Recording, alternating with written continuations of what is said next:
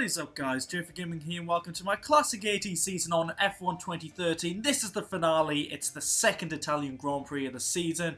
This time it's at Imola, but I do want to alert you guys to my next series on this game, and it's going to be a 90s classic season, but I'm going to make it a lot longer.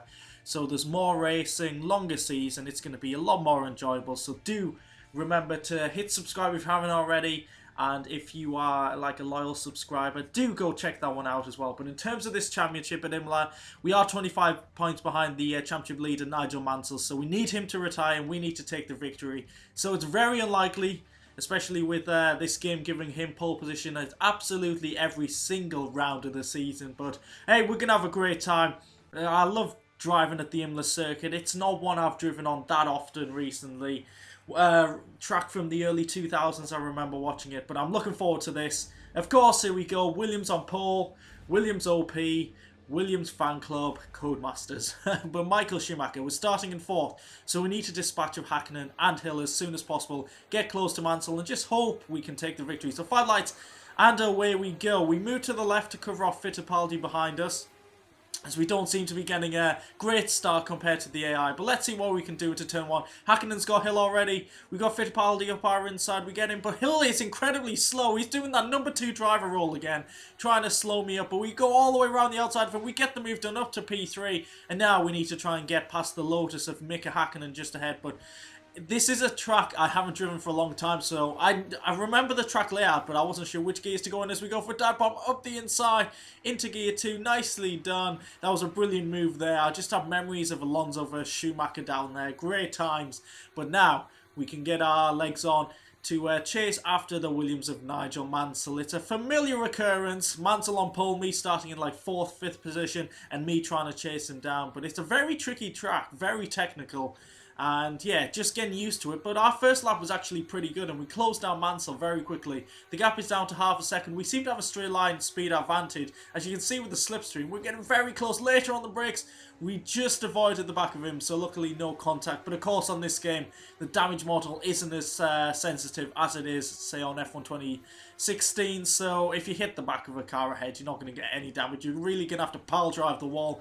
But yeah, surprisingly, Hakkinen's very close to me. So Mansell had the first lap pace, but the first part of lap 2, he doesn't seem to be as quick as he was before.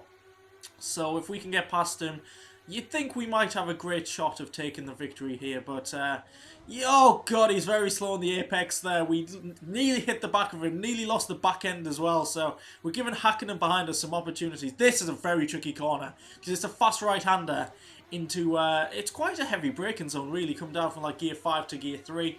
But look at the slipstream we've got here into the chicane. There's no chance for an overtake there, but you need to take all the curb there just to set yourself up. This is a prime overtaking spot. I remember overtaking on past games back in the day, but we're going up the inside. Ev Mansell, can we get the move done? He squeezes us onto the apex, goes wide. He does go off the track there. I'm sure 2 tyres are on the grass there, and he's still retook the lead as Hakkinen gets close. Them proximity arrows, I'm not sure how accurate they are, but it's making Hakkinen look like he's all over the back of me.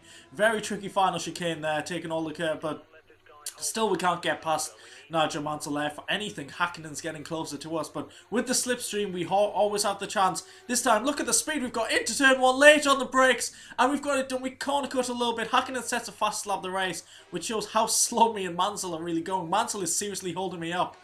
My fastest lap's a second slower than Mika Hakkinen's, but we finally take the victory. We actually make a mistake here. We take 2 with speed into the entry of that corner. We lock up, and luckily we keep the car on the track. But finally, we've got the lead from Nigel. And as we come on to lap 4, it's actually Mansell putting us under pressure. It does seem like the slipstream's quite OP around here, which isn't a surprise. There's quite long straights. Going into quite a lot of chicanes and braking zones, but Mansell definitely put me under pressure. And he seems to be very close this time. Is he going to go for the move up the inside? No, he's not. He backs out of it, so we just keep the lead. And Berger with a 130.9. I am still on a 132.1. How am I so slow? Because I'm starting to form a train behind us. You see on the minimap there's like a group of 3 or 4 cars way behind. But this group just behind me, it's very close and making things intense. And it's forced a mistake from me as we take too much speed. I did say that was a tricky corner, and it really is. Hakkinen's taking the victory, taking the lead even, not the victory. And we try and block Mansell, but he just gets back ahead of us. We make a bit of contact there.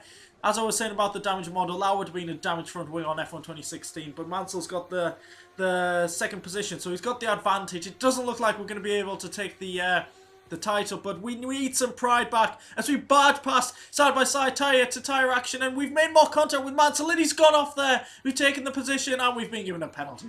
I thought that was extremely harsh, so looking at the replay, we're side-by-side. He goes off the track, returns to the track, takes the position, and he ends up in the gravel. I'm guessing he's at the back of the field, but I've got to say this is really harsh. A 10-second penalty for this. He does move right in front of me, I've got to say. So he comes from off the track, weaves in front of me. He's out of control as well. Maybe I'll miss my braking zone slightly, but 10 seconds really. For the purpose of this race, I'm going to use a flashback. Usually, you guys know I usually wouldn't use a flashback unless something absolutely crappy happened. But for the purpose of this race, we're going to continue. And oh, look at this awesome overtake. Natural, brilliant overtake, of course. No flashbacks or anything. Up the inside of Mansell, getting bragging rights there. So we're up to P2. Now we're going up to Rich Mix. We've got a little bit of spare fuel left. So on the final lap of the Italian Grand Prix in Imola, can we chase down Mika Hakkinen and take the victory? And we're pushing so hard. You can see here, that was a corner cut, yes, only just though. So I'm going to keep on going as we close in very quickly on the Lotus of Mika Hakkinen. Schumacher versus Hakkinen, I just love saying that because that's the battle I had when I started watching F1, and we're getting very close. Final lap of the race, final sector. Can we go up the inside and take the lead from Mika? Yes, we can. Have we slowed the car down? Late braking? Yes, we kept it on the track. Mika tries to fight back, but he can't get it done. Oh, what a brilliant move there. Final race of the season, final lap, and it looks like we're going to take the victory as long as we get the braking sorted for the final chicane. Yes, we do. Coming home to win the Italian Grand Prix at Imola. We've won both Italian Grand Prix. Two great victories there for Michael Schumacher. Oh, it was just so exciting driving at the classic Monza and Imola circuits. And now we're going to see Michael Schumacher celebrating the victory. I do miss this. I do hope he gets better soon. My hero when I was growing up, so it's great to see him celebrating a victory like this. Brilliant race there. If you did enjoy that, guys, please do leave a like. So, here's the final result. We beat Mika Hakkinen by 6/10. Mansell finishes the season on the podium. So, he is the 80s, classic 80s season champion. Disappoints me very much. But, yeah, our teammate down in P7, Damon Hill 6th. So, them two, they've been very inconsistent this season, battling quite hard between themselves, but clear number 2 drivers. So I don't think that's going to help us out in terms of the Constructors' title. So, turns to the Drivers' Championship. After 10 rounds in this classic season, Mansell is champion, beats us by 15 points. We're well ahead of Fittipaldi and Hakkinen. I'm just surprised to see Hill and Bergen not 3 and 4. They've really disappointed this season, but it was a close battle in the midfield. I feel sorry for Prost in the Williams because he obviously was a world-class driver, one of the best ever, and he's in a very slow car in this game. Alan Jones as well, but good battle between them. So, Constructors' Championship, Williams take it by 20 points from the Ferrari, and then Lotus quite far behind. And once again, feeling sorry for the Williams FW07B. That's very slow, I can't really see it, but 52 points. So disappointing. So, yeah, next time out, I'll be going for the 90s Championship. I'm going to do a bit of testing just to see what kind of settings I'm going to go for. I'm thinking 25% races with qualifying. I'll think about it when I get to it. So there's a summary of the season. 4 race wins, 162 points, average finishing position a 3rd. 7 fastest laps, we really work quick. So, if you have enjoyed this series, please do leave a like, subscribe if you haven't already to my channel. Thanks for watching, guys, and I'll catch you next time out. Goodbye!